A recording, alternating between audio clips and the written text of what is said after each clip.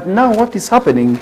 And the Uganda National Examinations Board, UNEB, on Monday say that the marking of Uganda Certificate of Education was going on smoothly after about also the 259 examiners stormed out of marking centers protesting low pay, and now we have seen a list of 150 joining their colleagues to quit marking. What does this mean to UNEB, and what does it mean to the learners who are eagerly waiting for the examination papers and also waiting for the results to come at the end of the year in there and early next year? Because in most cases we expect these results to come either early next month or the beginning of the month of Feb. This is what in most cases many people already know UNEB exams to be released at. Now senior examiners reported on November 30th for coordination with subject officers, and the rest of the examiners also really reported the 14 marking centers on December 6th for further coordination and preparations for effective marking. Now actual marking was slated to start on December 13th. However, on that day, two groups of examiners also really for physics and agriculture theory papers reportedly declined to start the exercise because they were not satisfied with the payment rate. And according to information we are receiving, these people are supposed to receive 950 shillings per paper, but now what they have been demanding is 1,500 for these papers because things have changed, and according to them, this new curriculum is more tedious than the previous one. That is why they also expect and expected UNEB also to make sure that these changes are recognized and also made to them. And they also say that this is something in which they also term as manipulation and low pay, and this is really something which we feel deserves also to be given keen attention. And now some of the sources also spoke to this publication said after all the preparations for marking exercise, the teachers, we are told the exercise would also be paid 950 shillings, and most of them had expected at least 1,500, and this is exactly what we continue to see. And out of this, and according to him, about 100 out of the 400 examiners of physics walked out also to quit also the marking centers, while 59 quit marking agriculture, and now this is also adding misery to UNEB. And I believe government needs to do something also to make sure that these people maybe are given a keen or listening ear to also have also their plea heard in there. And now a total of that is 3,792, 60,000 candidates registered. That is for UC examination. That is we started on October 11th and ended on November 15th under both the new and old curriculum. That is also for the schools in there. And out of this, we are receiving that 10,143 also candidates undertook the transition examination under the old curriculum, while also a number also took also the first lot as pioneers of the new curriculum in there. If you look at all this number, this is a huge number which deserves to be given keen attention, also to be maybe heard, and that is exactly why these members of the marking also group felt something needed to be done, and that is why also to be heard, and it is exactly what we continue to do. Moving away from that, court orders government to pay LRA war crime victims shillings 10 million each. This is the last one which we are seeing, and court in Uganda has ordered the government to also pay up to 10 million Ugandan shillings to each victim of the Lord Resistance Army. Commander Thomas Koyelo, the first senior member of the rebel group, also to be convicted by Uganda's jurisdiction. Now in October, Koyelo, a mid-level also commander in the LRA, was sentenced to 40 years in prison for war crimes, including rape, enslavement, murder, and torture, and kidnapping, among other cases. And according to court ruling, Koyelo was found unable to pay any compensation to the victims due to his indigent also status, leading to the court to order the government to bear the costs. And that is exactly what we are now seeing court also coming up to also make sure they ask government to pay whoever was affected also by Koyelo during the LRA insurgency at least 10 million Uganda shillings. Now the scale of Koyelo's atrocities, according to the ruling, was such that also they amounted to a manifestation of failure on the part of the government that triggers a responsibility on the state to pay reparations to the victims, and that is exactly why he is being charged. Now the court also awarded additional cash compensation of varying also amounts to the victims of the harm caused by Koyelo, including property destruction and theft, and founded in the late 1980s with the aim of overthrowing the government and the LRA brutalized Ugandans under the leadership of the warlord Joseph Kony. nearly 20 years as it battled the military from the areas of northern Uganda. Now the Insurgents Act that included rapes, abductions, the hacking of other victims' limbs and lips, and the use of crude instruments to bludgeon the people of death, that's to death. And if you look at some of these issues today, we are still having people who are bearing the impacts of this war update. People's lips are being cut, people's ears used to be cut. We used to hear stories of people being told to eat their ears. Really, it was quite a difficult moment and difficult also the time, and I believe this is something which is going to be traumatize other people for the rest of their lives. But really, we are saying we need to also devise means to make sure that this does not also continue to happen, and we must bring all these people to book.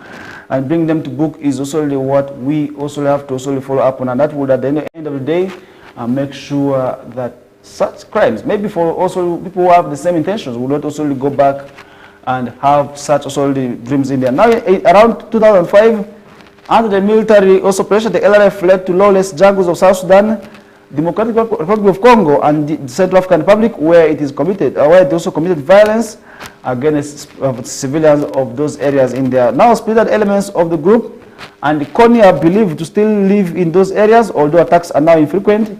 And the Uganda military captured Koelo in 2009 in the northeastern Congo, and his escape crept through the Ugandan court system until his conviction. That was in August this year. And this is exactly what many people have been following up in that area, and they have been wanting to see if at all Koelo can be brought also before justice. And now we believe justice also could be served, most especially for those people who have been left vulnerable, whose limbs were cut, whose mouths were affected, and all those who also lost their property during those insurgencies. Now the government has asked them to pay shillings 10 million each.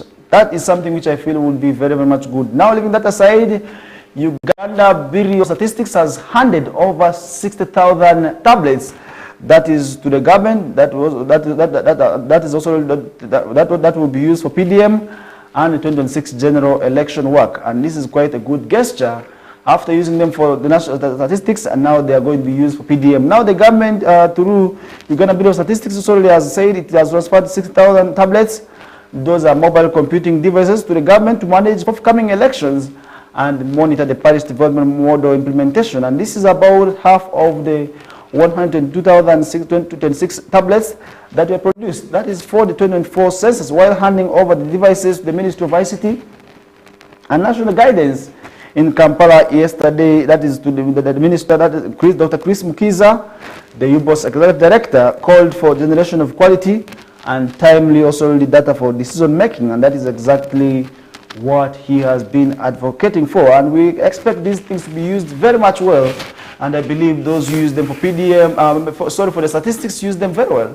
And now for those who are going to be using them for the PDM and the election work, definitely we expect you also to use them very well. We expect proper data analysis that will also be generated through these devices in there. And that's why we did see Dr. Mukiza also say local governments will take 23,897 tablets, and the purpose is to strengthen the parish model system at the community level in there. And they expect that each parish will get 2 tablets, and there are about 10,717 parishes. He also said each sub-county, a community development officer will also get 1 tablet, and that is exactly what they will be using for the parish development model.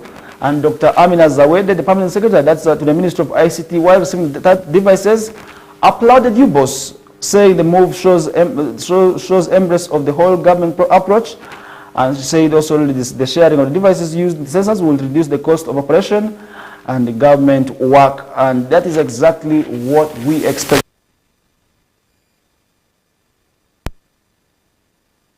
from the community leaders about inadequate devices for data capturing, and therefore this will also be used for this activity.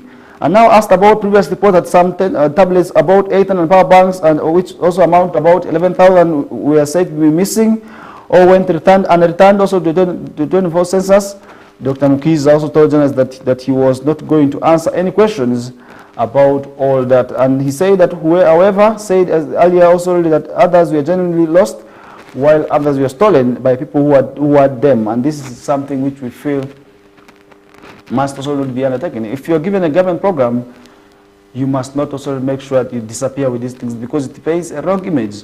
Because you at first, you are first of all paid. For the 10 days or 15 days, you are paid to also do this work. Why would you also go and disappear with this government project, property? And that is really how sad and how absurd it is.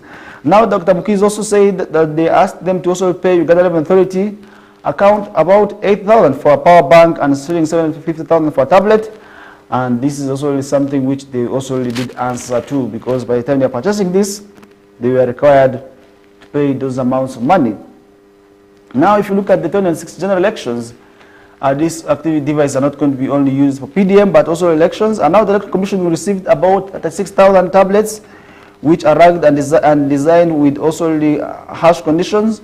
And these also where EC also will be using them. And the EC requires about 48,000 also tablets, and they have managed to get 36,000. So the rest they will procure themselves. That means UBOS is going to save them also from procuring the rest. And that means they will have to buy a small number now. And that is exactly what we feel is very much good. And at the end of the day, we expect transparent and genuine elections also as per also the device which they have also been given in there. And that would be quite well for us to also see how best we can be in position also to make sure that we get what exactly we deserve when it comes to results. That is where we are going to be leaving that discussion aside, and we hope at the end of the day you will be able to slowly improve on what we expect. Now, looking at some of the stories happening elsewhere, earlier this week, we also received information about the death of one of the leaders of Forum for Democratic Change in the names of Nabuiso, who has been a member of the Elders Council. Now the opposition Forum for Democratic Change have paid tribute that the deceased former Kagoma MP, that is Dr. Frank Nabuiso, who had been described as a peacemaker. Now, at the time of his death on December 14th of 2004, Dr. Nabuiso also was serving as the chairperson of the Elders Committee of the FDC party, now in a special National Executive Committee sitting in his honor. The party president, Mr. Patrick Oboya Muriat, expressed disappointment also that the day 14th, 16th, also the FDC would later be celebrating 20 years of existence. Is the same day the body of the late was lying at the party headquarters, and that is where he felt also very much bad. Now, Mr. Muriat described the late as honest, peaceful, intelligent, scholarly, humble, and humorous, above all, loving person, and that is something which we did see being described about the late. But the question is, by the time you die, how will people describe you? How will people also maybe look at your death? Because many times people also sometimes once they die, others people jubilate because people look at them as troublemakers, people look at them as trouble causers. Sometimes it feels very bad also in there, but we hope you are doing the right thing at the right time, so that by the time you die, people will be able to recognize you as somebody who's good. Because many times people think once you die, people do not talk bad things about you, but I don't want to say underground people talk. As people dig in the grave, others will still come and say this person was a bad person, though publicly they may not also talk about it. And that is why we are saying you must always check and assess your behaviors as you are living in those people, and that is only where at the end of the day you will be able to solely save yourself from those troubles. Now, Mr. Muriat said Dr. Nabuiso will be remembered for his protest against cutting down of Bugoma forest because of his love, that is for the environment during the 7th Parliament, and that is where he was a part of the crew in there. Now the party's vice chairperson for Western Region, that is Mr. Robert Centenary, said at the time of his death, he was tasked also with writing the party's history, as a testament of his rich background, extensive research experience, and his status as a founding member of the party. Now, according to him, the opposition members also will keep to remember Dr. Nabuiso as someone who played a role also in trying to keep the party intact, preaching peace, and also causing issues of also making sure people reunite, and that is one thing also he will be remembered for. But now, as a leader, as somebody who is there, what will you be remembered for? And now, according to Mr. Centenary, he also appealed to all members of the FTC to maintain the value of peace, unity, and reconciliation, just like what was promoted by also the late in there. Now, the party secretary general, Mr. Nathan Nandala Bafabi, said the party has lost a pillar that worked hard towards change, And Mr. Mafabi also revealed that by the time of his death, Dr. Nabuiso was trying to revive the Busoga Cooperative Union that would improve the livelihood of the Busoga, and also really make sure that the team also really would work together to also really make sure efforts of reviving this cooperative also really is achieved. And if you look at this cooperative, it is actually one thing that many people think will drive Busoga out of poverty, because if you look at Busoga today, despite so many activities, so many opportunities, but they have still remained one of those poorest sub-regions, and that is why this cooperative was looked at as a tool by the late and many other scholars from Busoga who feel this would actually drive many of the people in Busoga sub-region into the money economy, and that is why Dr. Nabuiso, who died on that is 14th of December at Mukono Hospital in Mukono district, will also be remembered for as a champion who looked at also the ways of reviving this cooperative.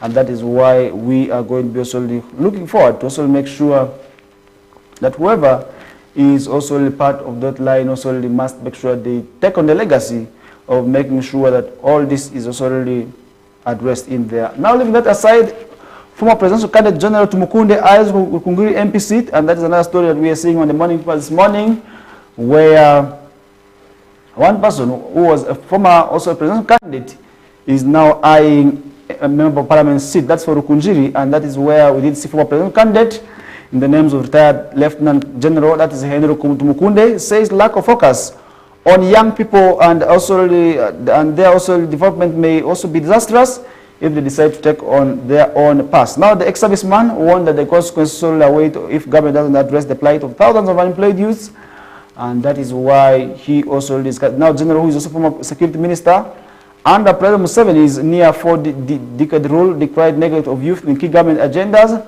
and also feels now it is time to represent the young people as member of parliament for Rukungiri in there. Now, General Tumukunde, according to also his background, he had previously declared interest that to contest for the Rukungiri municipality legislative seat through the National Resistance Movement Party, and which also he opposed in 2021 general elections. And this is now where his supporters, because I know somebody who is always a supporter, I have a colleague in the name of Abbas who is always a supporter of this man, and we expect also really that this also won't be maybe a disappointment to him, because he may also be looking forward to having this man on the ballot coming on the 6th, but now he is going to be aspiring as a member of parliament. Now, General Tumukunde says the development and infrastructure rehabilitation should not be seen as one part of on people in offices, but rather joint efforts of citizens and other stakeholders. And these comments followed also by different stakeholders who on Sunday evening also accused government of abandoning developments of infrastructure such as stadiums, because if you look at issues of stadiums, because today many people also feel government should be able to also develop some of these stadiums to also make sure, first of all, talent is improved. And if you look at sports today, it is not just for leisure. Many people are either directly or indirectly today employed in the sports sector. For instance, as footballers, we have coaches, we have agents, we have many other people who are indirectly also employed in line with sports. And that's why many people today are advocating for establishment of the stadiums. And I love what the government is doing today. At least we are seeing in every region, there is a sports stadium being developed. In northern Uganda, we have the Kibwa, which is said to be developed. And many people have been also looking at how if West Nile could as well have another stadium, that would be quite well. And this is exactly what we are always looking forward to, and this is exactly what most of our leaders keep advocating for. And recently we were in the Paraka Football Club also really this year, where we had the charity games, where members of parliament also came in numbers to also be part of these games. And one of those issues that also surfaced was the fact that the State Minister for Sports was able to ask the MPs of the sub-region to also identify land the government would use to develop stadiums. And if you look at the 2007 AFCON Pamoja bid, Uganda is actually going to be hosting this together with Kenya and Tanzania. And this is where stadiums are today being established across the country. The Nachivubu is almost, the Nachivubu is now done. Nambole is done, and now we are seeing one in Hoima, and Kibwa is actually said to also be undertaking developments. And that is something which we feel is very much good, and we hope at the end of the day we shall be seeing this also actualized. And we want to see several of these stadiums be established across the country. that will bring about development, and that is what we are keenly following up on. And we hope at the end of the day we shall be seeing also really that also becoming possible. A faction opposed to Mubaje announces new leadership structure. Another story that we are seeing on the morning this morning, as the faction which is opposed to the Uganda Muslim Spring Council leader, His Eminence Mubaje, have announced their new leadership structure, and this is also something which I believe is going to be dividing the Muslims the more. And now we're faction opposed to Mufti Shaban Mubaje's administration, also known as the Uganda Spring Council, has unveiled a new leadership structure to manage Muslim affairs in the country. Now the group, which is also really led by Issa Gule, as its acting national chairperson, first declared Sheikh Abdallah Sewambo as the acting Mufti before he was blocked by court. And now this followed also the allegations that against Mufti Mubaje, who had been accused, that is, of power misuse and poor administration of Muslim property nationwide. And under the disclosed structure, Sheikh Sewambo will have 3 deputies. That is also in Sheikh Muhammad Irumba as the first, and second deputy deputy mufti, that is Sheikh Abdullah Masawa, and the third deputy mufti will be Sheikh Abdulaziz Abdullah Hussein. And following the restoration of the regional cadiship and abrogation of the post or regional also assistant to the mufti, the new faction also decreed and approved new Muslim districts and appointed leaders also to steer the Muslim affairs at different levels across the country, just like the other structure of the Uganda Muslim Spring Council. And I believe this is going to be having impact. That is, first of all, on the administration of the Muslims. Now the newly created Muslim districts include Mitoma, Rubirizi in the west, Namutumba, Bugweri, and Buyende in the eastern. Meanwhile, in the Bunyoro Toro, and we also do have the Bunyoro Toro Muslim region, 7 new Muslim districts have also been created, including Buera, Huaimach, Kube, Chegwegwa, and Buliswa. And other changes announced by the faction also include introduction of new positions, that's at the Uganda Muslim Spring Council Committee, changes in the office of the Secretary General, review of appointments of all district cadres and their deputies. And when contacted, Uganda Muslim Spring Council spokesman, that is Ashraf Ziwa, told me that there is no new leadership, and anything also which is done at the headquarters is null and void. And those purporting to the new Uganda Muslim Spring Council leaders are drama actors. That is what the spokesperson Ziwa described the new administration as. And that is where we did see Twaha Gwaivu, the acting Secretary General of the breakaway faction, insists that they have instituted new leadership at the Uganda Muslim Spring Council headquarters, awaiting court orders for all leaders to vacate their offices. This is what exactly we are seeing, new administration being created when there is still an existing administration ongoing on, and this is what we are still seeing. What does that also leave the leadership of the Muslims at, and what image does that also paint out of the Muslims? So in that is where I really want to say it is very bad. It's painting a bad image, and that is where we expect this matter to be addressed without it also moving further in there. And now, according to Gaivu, Muslims in Uganda are currently divided because of Sheikh Mubaje's administration that has failed to also unite the faithful since 2000, and that is what we did see. And the background of the whole matter is that Sheikh Sewambo was on December 17, 2003 elected as acting mufti, but Mubaje, through Uganda Muslim Spring Council, protested this, saying the meeting where this also decision was made to elect the mufti was taken or was illegally convened. Now a case emerged after a section of Uganda Muslim Spring Council General Assembly members petitioned Jinja High Court questioning the conduct of Uganda Muslim Spring Council affairs, particularly the alleged irregular disposal of Muslim properties, including the Uganda Muslim Spring Council headquarters at Old Kampala. That is also by the Mufti in there. And remember, this issue had also come up where it was said that the mosque had been taken over, and this left very many Muslims angry, and that is where the issue reached before court, calling for several interventions. And now the then Jinja High Court Judge Farida Shamira Bukirwa on December 12, 2023 issued several orders, including one allowing a special sitting at the Uganda Muslim Spring Council General Assembly at the neutral venue to discuss issues of Uganda Muslim Spring Council headquarters. Now, consequently, a General Assembly convened in Wakiso District resolved that Sheikh Mubaje over alleged misconduct and elected Sheikh Sewambo as acting mufti, and Sheikh Mubaje challenged Sewambo's election in court. Now, currently, Uganda and also Muslims have also 3 parallel administrations, one handed by the Mufti, that's at Old Kampala, that another also is led by Sheikh Sambo, and then the Chibuli faction also headed by the Supreme Sheikh, that is Sheikh Muhammad Galabuzi also in there. And that is something which we feel is very much bad, because if you look at how these units are being divided, definitely at the end of the day, it has its own impact, and also something which at the end of the day will be also impacting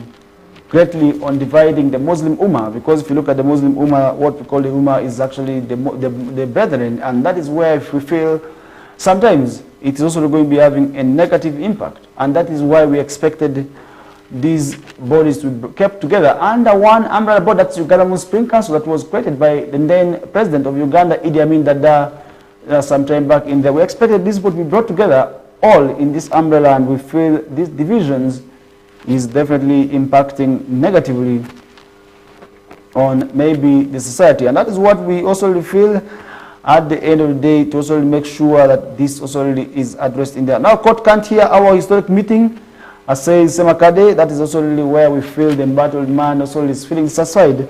Now, the president of the Uganda Law Society, Mr. Isaac Semakade, has downplayed at the High Court also ruling that halted tomorrow's extra general meeting of the lawyers. That is also in which they will resolve some of the emerging issues, including voting for 2 representatives, that is the Judicial Service Commission.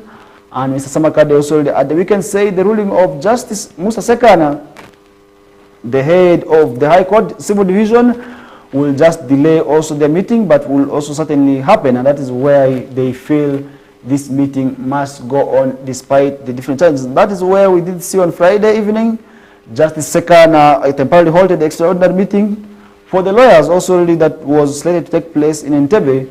Now in his ruling, Justice Sekana said the prohibition orders will stay in place until the main cases that have been also already filed before the court challenging the processes that we are leading to the election of the 2 representatives the Judicial Service Commission are determined, and that is what we did see happening in there. Remember, this has also left many people running to court, others not feeling very, very much well in there, and former Law Society president actually came out recently with something about this same case, which we feel is still at the courts of law, and we are now awaiting for court's final ruling on this matter. And today's meeting had been called up to, among others, to vote for the 2 representatives.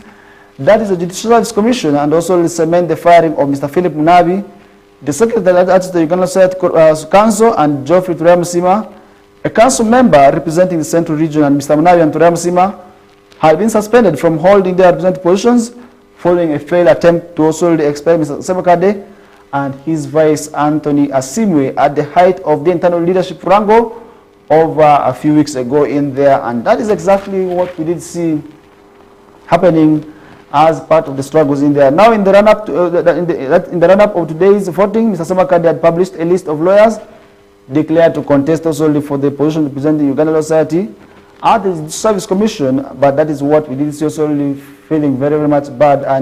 But the list didn't have the name of Fiona Wanabasa, one of the former stronghold leaders, that is and president of the Uganda Law Society president, who had also showed interest in joining the Judicial Service Commission, and in the race which also she was thrown out of, she felt also very much bad, and therefore also filed also a court case also challenging this, and that is exactly what we continue to also see coming out of the lawyers in there. And definitely we shall be letting you know of any developments in relation to that, if at all any emerges in there. But as we move on, that is where we feel people should also be able to also look at all those issues. But sometimes where you feel satisfied, you still have the powers, you still have the mandate of rushing to court, and that is where you can be able to challenge some of these issues, some of those decisions that have been taken, if you feel they are very much radical in there. And as we move on, therefore, you realize also all this is happening in and across the country. Leaving that discussion aside,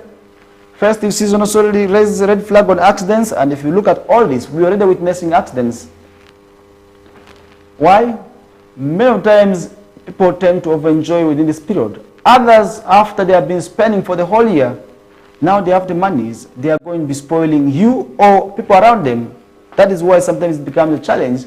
It may not necessarily be you who works for this money, but you have been given the money and you start enjoying and living your life recklessly. driving at terrible speeds, riding as if there's no tomorrow. And really, I love one thing, one of the former, or one of the legendary also presenters on radio also really said, if you want to be seen, you ride slowly. But you realize today people ride, most especially young people, we ride terribly at speeds which also really are very much alarming, to the extent that if we get accidents or we get involved in accidents, either the people will knock or we ourselves who are riding, we get broken fractures, and that is where sometimes it becomes a challenge. And really have what he said, this is the late who said, if you want to be seen by the community members that you know how to ride, you ride slowly. Make sure the people whom you want them to see you must see you. And that is how at the end of the day they will know that this is so and so's son. But this issue of riding as if there's no tomorrow, it's really a great concern, and I really want to agree with that. And today we are witnessing already a number of accidents rising. Recently we were able to see an accident that happened on Transport Road, just at Scow, where a RAV4 motor vehicle was able to knock a Raksa really very much bad. I do understand sometimes these Raksa people also have their own problems, but we are saying issues of accidents are already coming back. Within this festive season, avoid rushing, plan your journeys. Recently I was here with the traffic OC for our city. He actually advised you, the viewer, to also make sure that issues of riding terrible speed must not be there. Why would you rush? In most cases we say if you rush, you crash. And that is why it becomes a great challenge. It becomes a great concern also for people out there. But really, all in all, if you really feel you need to also make sure that you want to be seen, then avoid issues of riding at terrible speeds. And that will also be very, very much bad in there. And that is one thing at the end of the day that will be also really saving you from losing your life, because if you lose your life right now, it will be you to die. And just as a result of accident, maybe of terrible speed, then you will live to regret as you on that bed. So avoid issues of riding speed, avoid issues of also really driving or riding under influence of substance. What do I mean by substance? Sometimes it is marijuana, it is alcohol. Avoid that. That would also really be able to also really maybe spare your life from getting troubles in there. And that is where you will be able to also really make sure that you are safe. And being safe already on these roads is what we ought to also have in there, as we get to look at different strategies already in the country. And that would be very, very much good for you as somebody. Now, leaving that aside, Karamoja gets new PDF operation commanders after Museveni visit. That's what we're seeing in the morning papers, where Major General Don Nabasa, the commander of the 3rd Infantry Division of the Uganda Post Defense Forces, has urged the military commanders to intensify efforts to consolidate peace in the rest mineral-rich Karamoja sub-region as part of the ongoing Salmon operation. Now speaking at the handover of leadership roles at Moroto Army Barracks on Saturday, Major General Nabasa underscored the importance of what we call buildings on the national security made so far. And that is why we expect now peace in this area. But really, if you look at how the Karamoja mineral-rich area today has been destabilized, you will realize already a lot needs to be done in there. And that's where we expect UPDF now to expedite the process of identifying those gaps and identifying those loopholes, so that also people may not have mistrust in them, because many times sometimes people have mistrust of the operations going on in that area. But really, if at all we witness peace, finally, then we will not also be having issues of mistrust also here and there. Now, that is where we also expect these new leaders also to come up with new strategies and build on where their predecessors failed. And where the predecessors failed, we expect now these people also to do very much well in terms of also addressing some of those gaps. Now, those who are taking up new operations commander roles are Lieutenant Colonel Fred Bakia, we have Lieutenant Colonel Hussein Katamba, and we do also have Lieutenant Colonel Abib Noah Leriga will join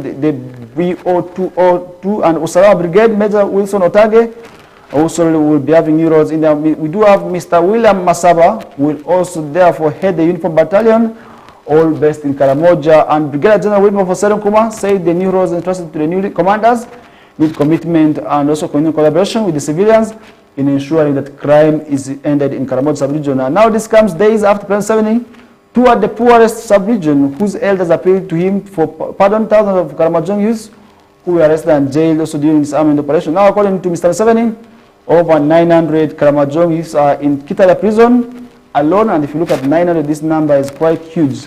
And these are people who were arrested during this armament process. And now the president said that he had already directed his son General Muhoozi Kainerugaba, who serves as the Chief of Defense Forces, together with his army colleagues, to audit the Karamojong youths who are in prison and to see how they can also be released in there. And this is what exactly the elders have been begging also the president for pardon. Remember, the president has powers vested upon him also to have pardon for many people who have been arrested for criminal charges, and that is what exactly we feel you, the viewer, also deserves to know in there. And therefore, as we get move on, these issues also continue to surface, and we shall be letting you know of what comes out of Karamoja sub-region. I do not also want to be part of the group where we have been also hearing stories. We cannot wait for Karamoja to grow. When will that happen? If at all we do not join hands to pick from where also they have stopped. And that is what exactly we must also be able to advocate for. We must advocate for peace, because once that area does not have peace, then there's not going to be any development. Investors will not go to that area. Tourists will not have the opportunity of wanting to see what is happening there, because at times we have had stories where people have been killed. It's really very much bad, and that is where we are going to be pausing with the discussions for this hour of the show. And when we get back, we are going to be continuing with it in the second hour. For now, let's have a short commercial break. When we get back, the discussions will be able to continue.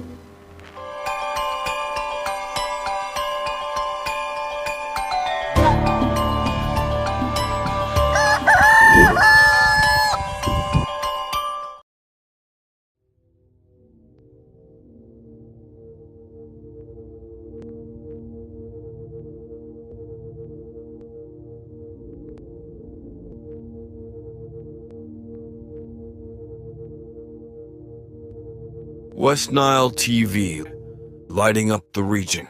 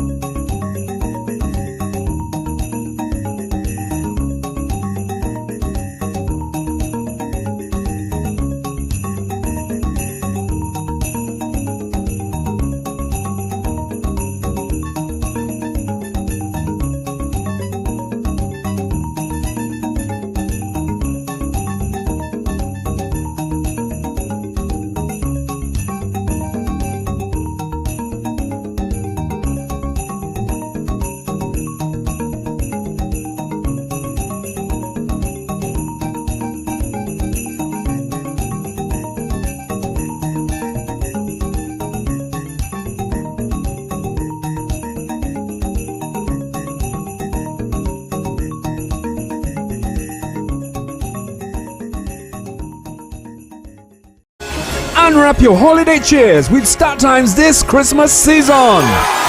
Starting the 15th of November, simply pay your monthly subscription for the next bouquet and automatically enjoy content on the next higher bouquet, plus a chance to win exciting prizes. Your gift box contains variety of local entertainment and fresh shows, exciting cartoon and fun kids entertainment, mega superstars, local and international, a memorable trip to Spain to watch a La Liga match. And that's not all. Lots of prizes to be won, including ZTE Nubia smartphones with free 15 GB Airtel data. StarTimes gift that keeps on giving. Merry Christmas. This message is powered by ZTE Nubia. Better for all.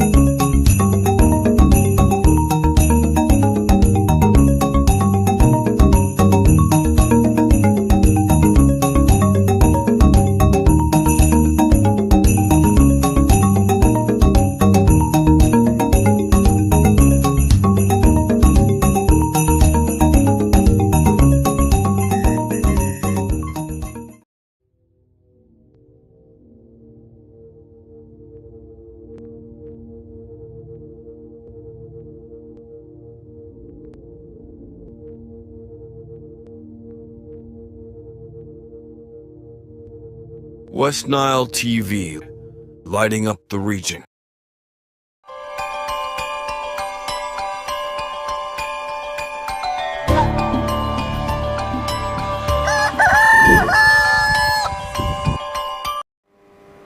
Alright, welcome back from the short commercial break. We're already 6 minutes after 8 o'clock. This is our second hour of the show and our final hour, of course, where we are going to be discussing a lot of issues, and we are still looking at some of the stories making rounds in the papers, in the different also maybe media outlets, and as well as what continues to make round within your areas, and all that is happening here on West Nile TV channel 477 on StarTimes.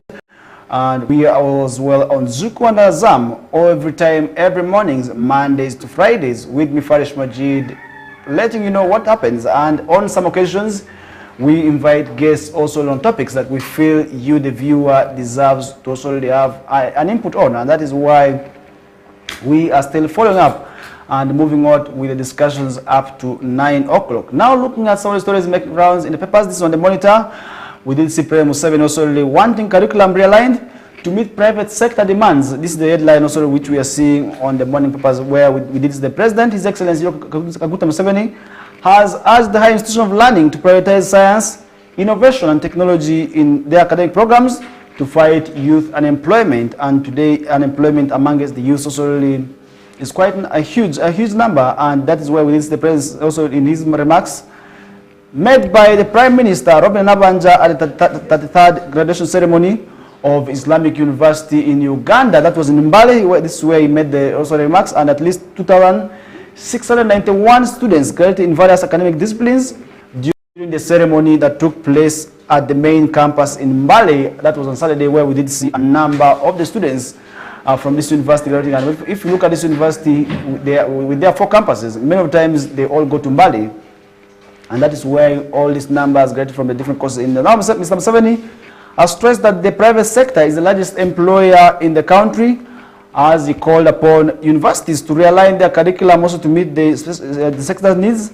And according to him, the private sector has high demand for doctors, science teachers, nurses, engineers, and ICT experts, and all those are to be part of where the universities must also realign their dreams and also their focus towards.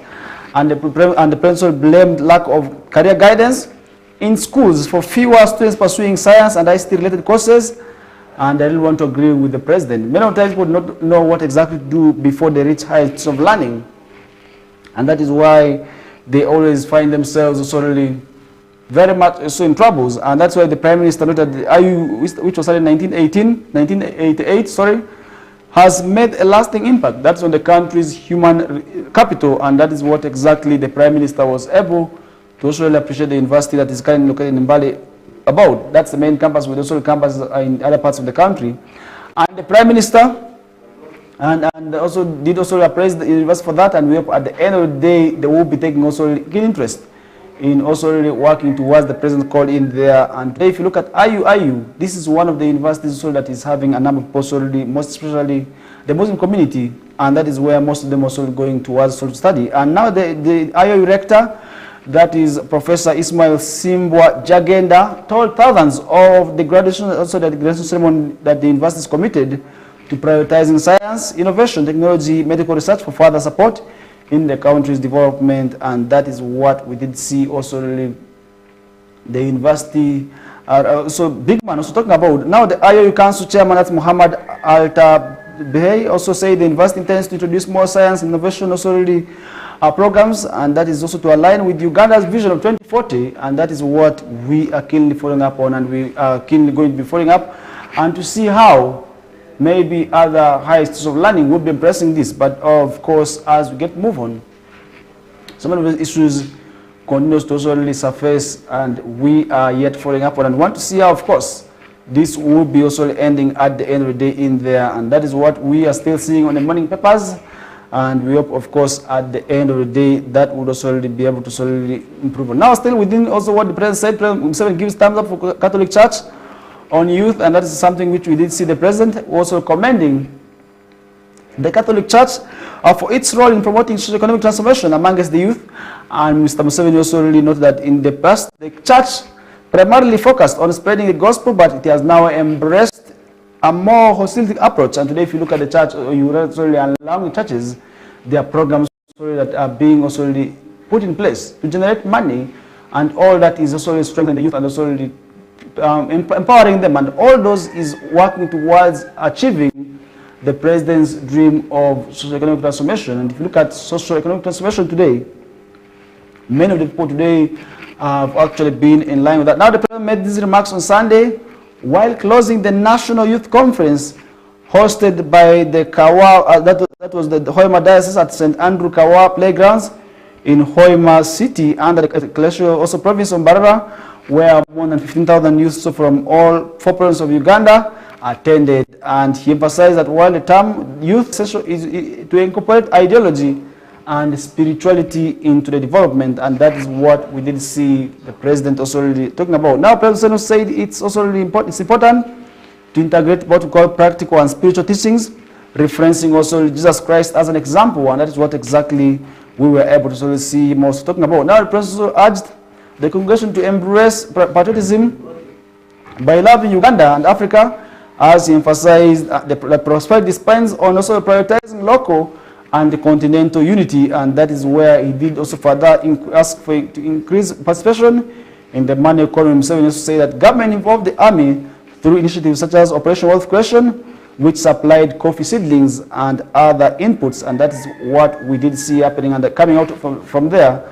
And we hope at the end of the day, all those who have also been in line with that will also be able to sort of improve on their livelihoods and also really take on the message the head of state able to also preach in and out. Now, what's the way forward? Many people have been asking what the way forward is like. We did see the president already giving a way forward to the church and other entities, because it's not only a role that's going to be left entirely onto the hands of church alone. All of us and everybody also must be part of the campaign to make sure that whoever is involved in line with this will definitely also be part of the crew to make sure that changes are made. Now, President also encouraged those with 4 acres of land to adopt this, what we call a diversified farming model, which is the way to go, and this is what he has been preaching for. And if many young people with the energy they have embrace farming, then poverty is going to be history amongst the young people, because they have the energy, they have also the skills.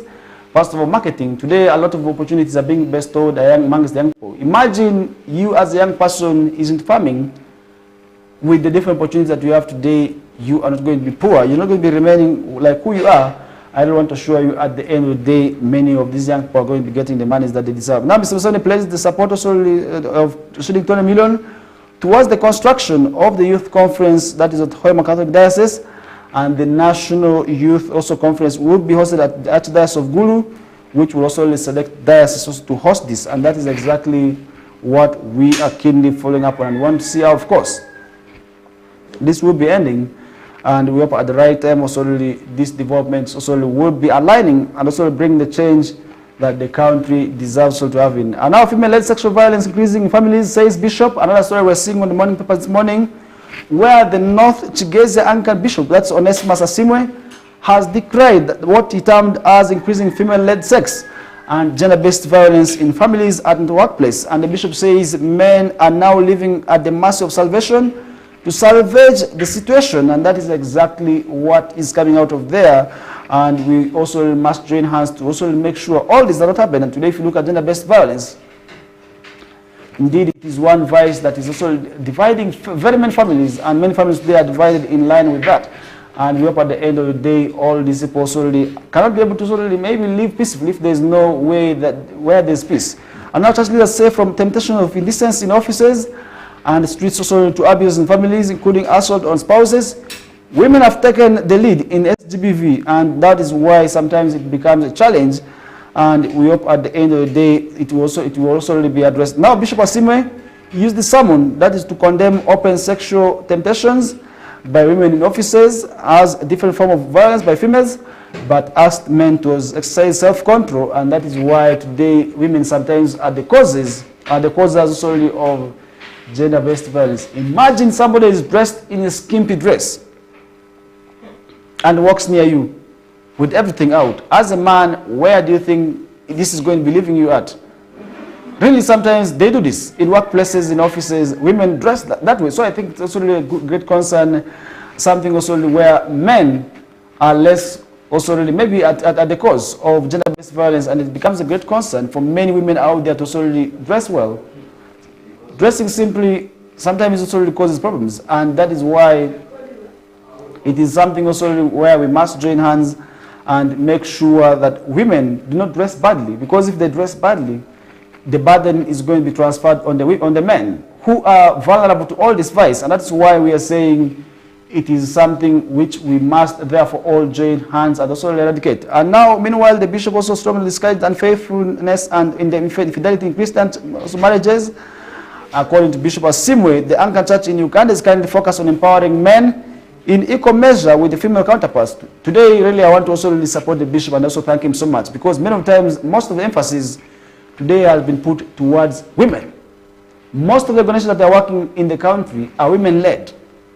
Their activities are women-led. And yet today we have a number of men who are silently suffering from the vice of gender-based violence. Nobody talks about them. Given the fact that society also placed men ahead of women, people do not expect men to cry. Men are dying early. That is the reason as to why I was able to interact with somebody, and the person was able to tell me, do you know a reason as to why there are more widowers than widows? That is the reason. Men are stressed. Women sometimes stress men in the houses, in the bedroom, but because of society, many men may not come out to also express themselves freely and say, this is what I go through in my house. This is what my woman does to me. I was beaten by my woman last night. Many times people feel it cannot happen. And if you come out and say you are beaten by your woman, they will take you as a weakling. They will take you as somebody who is useless. But this is not the case. We have women who are more stronger than men. Personally, I've seen women who are more stronger, who beat their wife with their husbands. But we're saying that should not happen. There are men who are weak, just like also many others. There are some men who are generally weak, but they're beaten by the women. And no person talks about this. No society is coming out to support such men. And that's why today we are saying, as men, if you are going through gender-based violence, be it domestic violence, make sure you do not suffer silently. Make sure you do not die alone in that movie. Come out and report to police. Come out and visit the Child and Family Protection Unit. The gender-based office is there. Move in there and report these cases and file complaints about these women. Let them be brought to book. And where they can be fined, let them be fined. If at all elders are failed, because society has failed, it is now clear that elders sometimes do not also provide enough justice on this, because people feel they don't open up about these issues. Imagine you calling the relatives, or maybe of your wife, telling them they should come for a case, and the case is their daughter beat you. How will it sound? That is why we're saying call police, embrace police now, to make sure this does not happen, because many of the times people have been killed innocently. Men have died because of stress, because of frustrations, because of being beaten. But we are saying all that it is time for us to slowly kick that off, and that's why we must commend this bishop for also making sure men are supported also during this period, and that is where at the end of the day we shall be seeing justice for men, because many times men continue suffering silently without also getting the necessary help, and that is why it becomes a great concern and a big challenge also to men in there. But we are saying that shouldn't be the case. We must therefore join hands and end this socially vice very, very much quickly in there. Now, Interreligious Council prays for Kawaka's long life and health. As well, we are seeing happening this on the Nile Post, and definitely the Interreligious Council has come now to pray for Kawaka's long life and health, and this is quite good a gesture, and we also pray that God may also heal him quickly. Now, the Interreligious Council of Uganda has expressed its heartfelt prayer for the long life and continued good health of the Kawaka of Buganda, that is Ronald Mutebi of the Kingdom, following his recent health challenges. And in a New Year message delivered by Sheikh Muhammad Ali Waswa, a prominent religious leader, and the council emphasized the importance of prayer and unity in supporting the Kawakas during this time, and that is where they are now joining hands to pray for the king. And now the Interreligious Council of Uganda, which represents various faith-based communities in Uganda, highlighted the role of collective faith in the well-being of the nation's leaders, and definitely through prayers they can be able to do a lot. Now the Kabaka's health concerns earlier this year had sparked also widespread public concern, with many Ugandans expressing their support and prayers for his recovery. as the IRCU has now called on all Ugandans to continue praying for the Kabaka, acknowledging that such prayers are vital for the prosperity and peace of the kingdom and the country at large. Definitely these prayers are not going to be only limited to the king or the kingdom, but the country at large. And this is why we must always pray for the country. It means even you who is going to church, you who is going to mosque, in your prayers, maybe ask God to give you this and that. Also pray for the country.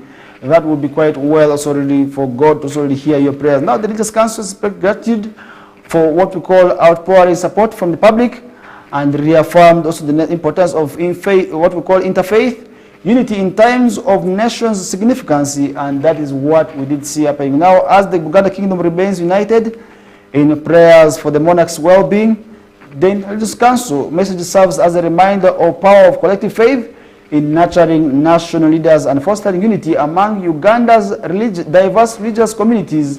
And that means we must also be able to live together. And this is a lesson that you as a Christian living in a community of Muslims, you must live together. Or you who is a Muslim living together with Christians, you must not also underlook at other people's, maybe simply because of their religion. We must live together. This is what the Interreligious Council is trying to exhibit and trying to show, that you as a Muslim must live together with the Christians, and you as a Christian must not also underlook at a Muslim and hate them just because of their religion. We are all meant to be together, and that is what the Interreligious Council is exactly trying to push out and advocate for. And in all times we must be together, and this is the togetherness we are seeing exhibited through prayers. That is exactly what we must also be able to advocate for. And if we live together, at the end of the day, we are going to be achieving whatever we achieve.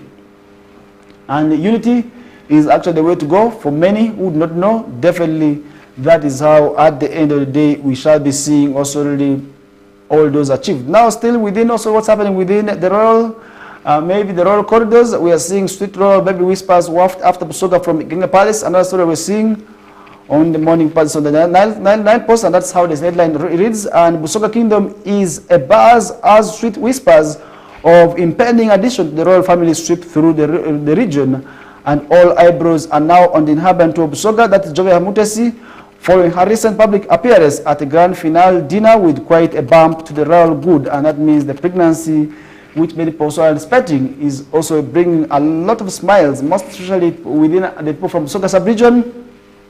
And if you talk about Busoga sub-region, many people may not also be understanding these areas. We mean areas of Kamuli, Jinja, Iganga, and many others, which also comprised from the Busoga sub-region.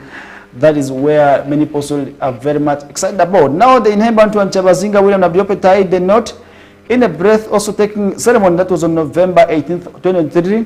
And now the couple seem to be gearing up to usher in a new chapter, that is of their marriage, and the kingdom also in there, that is through also a new baby, which many people are anticipating. Now this person gained momentum during the Chabazinga's also really majestic also the Genga Palace.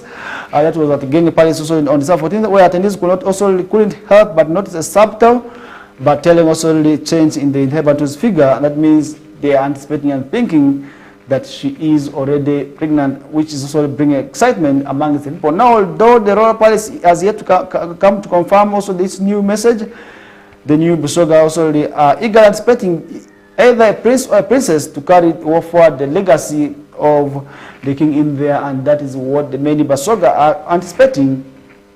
And we are keenly following up on, and we shall be letting you know of what exactly also comes out of there. And at the right time, we shall be letting you know of any developments that will be emerging out of that. Now, remember, recently Chabazinga celebrated that 6th birthday with a royal dinner. This is where that also came out. And the Chabazinga of Busoga, His Royal Highness, that is William Gabula Nadiope IV, celebrated his 36th birthday in what we call a grand style with a royal dinner held at the Igenge Palace, that was in Bugembe.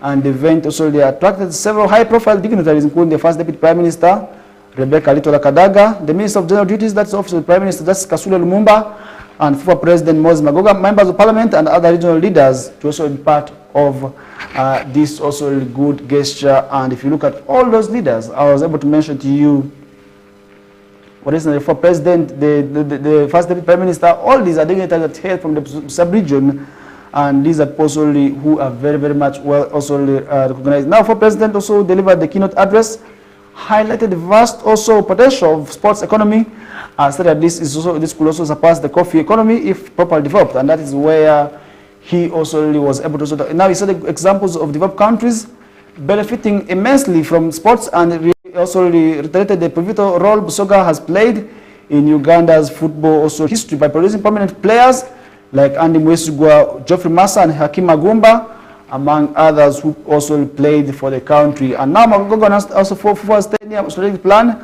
to construct the Chabazinga Stadium to also promote sports in the region further in there. Now similarly, Rebecca Kadaga underscored the importance of investing in sports infrastructure and facilities to improve talent and economic growth in the sub-region, and that is what we also are seeing many people advocating for. And if you look at sports, today Busoga is having a number of teams like Bull Football Club, we have Busoga United, and many others also which are coming from the Busoga sub-region, which I must say are all doing well. Through all such these gestures, if at all we have now the sports infrastructure developed, apart from also what we call it fun technical stadium, maybe stadium in Jeru, we need more other stadiums constructed by government. Today, if you look at the four technical stadium that's in Jeru, it's actually doing a tremendous job, first of all, in nurturing talent, and this is also really promoting talent across the entire country, because recently we were able to see players from Arua City during also the 4D Cup moving in there, and that is where we did see them also competing at that national stadium. And these children, I want to assure you, will not come back the same way they do, because for them they may be used to playing on this also grass of ours here. And once they move on that facility, definitely they're going to be encouraged to play football the most, and they're going to be also encouraged to work extra harder to also get the opportunity of playing on this stadium in future. And that is why we are saying developing such infrastructure is always very much good. Now, also, that's why with this Kadaga also use the platform to address pressing issues, particularly teenage pregnancy. And if you look at Busoga sub-region today, this is one of those areas that is said to be very much hit by teenage pregnancy and early marriages. And if you look at child marriages today, children are producing children. Today we have scenarios where children below the age of 16 are producing, which also is said to be very much rampant in the Busoga sub-region. And now she revealed also directive also to the resident district commissioner, that is of Kamuli, to also enforce a 7 p.m. curfew for minors, particularly during holidays, as a measure to curb these challenges. Now Kadaga called on RDCs in other districts to adopt similar measures, and that is also something which would also at the end of the day address the concern of teenage pregnancy in this area. Now, during the celebrations for President Magogo officially handed over Busoga United Football Club to Chabazinga, transforming it into a new community-owned club. And now Busoga United will definitely also have the Chabazinga, the king, as its own patron, and the move aims to foster a sense of ownership among the people of Busoga and ensure the club's financial sustainability. And today, if you look at Busoga sub-region, it is actually a club that is now community-owned, and that is also where the ownership is now on the community, and the community will therefore have to play a key role in decision making and investing it. And that is through also where we believe, through also the king being also brought on board, definitely many people in Busoga sub-region therefore will also be able to join hands to support this club. Now Chabazinga expresses his gratitude to the kingdom's partners for their unwavering support in fostering the development of Busoga. That is also where we did start happening. Now, during also the Prime Minister of Busoga, Dr. George Mwavawala, asked the congregation to also observe a moment of silence for the fallen son of the soil. That is also Dr. Fano Nabiso concluded with a renewed sense of unity and, of course, determination to leverage sports and culture as a catalyst also for Busoga's growth in there, and that is what many people also have been able to also follow up coming out from that Busoga sub-region there. But at the right time, I'll be letting you know what also continues to also make ground in Busoga sub-region, and with also these new developments, what we are anticipating and what we think will be able to slowly develop in there. And with that, we are coming to the end of this second half of the second hour, sorry. And when we get back, we are going to be continuing for the next 30 minutes, where we shall be letting you know what's happening in the world of sports, and I will be touching on what is happening internationally, and above all, what also still continues to make round at the national scene. For now, we take a short commercial break. When we get back, the discussions will be able to follow. My name is Farish Majid.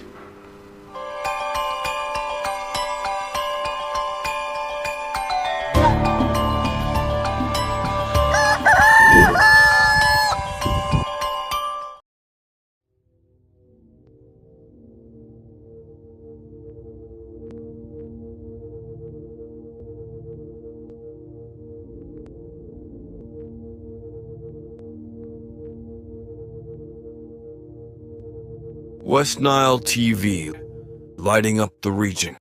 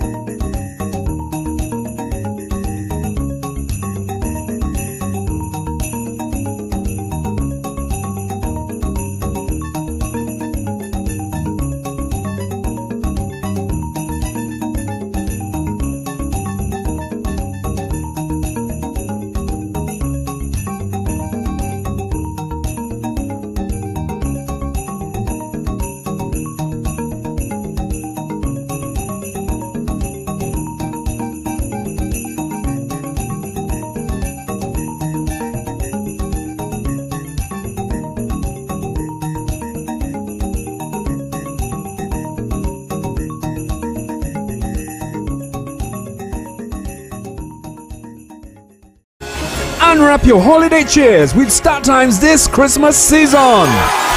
Starting the 15th of November, simply pay your monthly subscription for the next bouquet and automatically enjoy content on the next higher bouquet, plus a chance to win exciting prizes. Your gift box contains variety of local entertainment and fresh shows, exciting cartoon and fun kids entertainment, mega superstars, local and international, a memorable trip to Spain to watch a La Liga match.